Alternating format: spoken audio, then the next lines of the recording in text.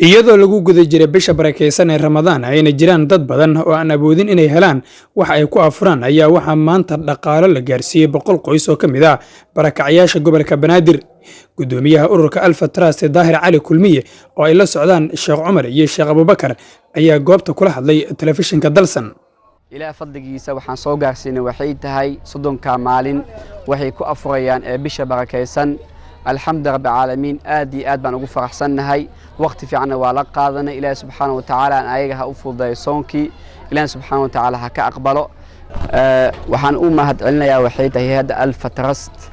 sida ugu quruxda badnaa dadkii u baahnaa booski looga baahnaa dhigeen ma sha Allah ta'ala ilaahay subhanahu wa ta'ala ka siiyo insha Allah si socon doona waa si wadi doona dilku hooyo xaalad adag ayaa ka jira laakiin insha Allah ta'ala dad waxna la socdo hay'ad yani khibrad badan u leh amaanada si fiican u gudbinayso insha Allah ayna khayr ilaah ka siiyo dadaalka meel kasto ay joogan iyo dadka muxsiniinta markasta taageera walaalaheena muxsiniinta insha Allah ta'ala waxaan la walaagi doonaa maanta waxaan joognaa Muqdisho dad barakacyaal ah oo maarkina maadaama bil qeereysan ay tahay meel badan ayaan ku sii wajahanahay safar dheer ayaan sugaa dadkeena muxsiniinta waxaan jeclaan lahayn meel ba aad joogtaan dhibaatada ka jirta dhulkii hooy inaad nala wadaagtaan aragtaan dadka muxsiniinta ahludiinka waxa ay garteen in ay buugaagtan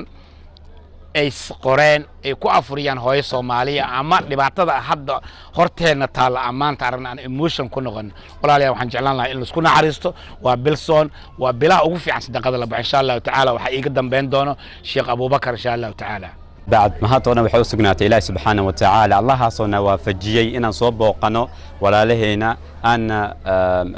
gadoonsiino lacagta ku afur lahayn bishan barakeysan Ramadan alxamdulillah idinka ayaa u sabab ah marka gadateen buugaagtan lacagta ka soo baxday ayaa يعني maanta gadoonsiinay alxamdulillah waxaan joognaa waxay tahay Muqdisho dhadhaabna waan ka imaanay meel badan oo sii socona insha Allah ta'ala